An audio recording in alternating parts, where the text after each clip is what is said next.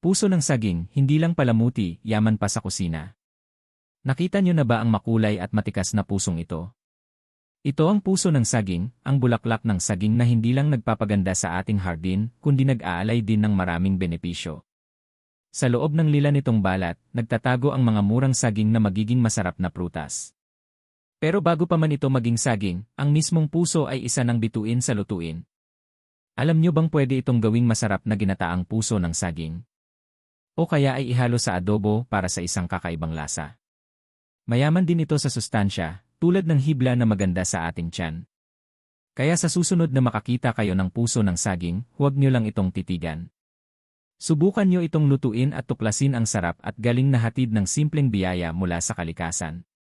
Mula sa puno, diretsyo sa inyong hapagkainan. Isa itong simpleng kayamanan na dapat nating ipagmalaki.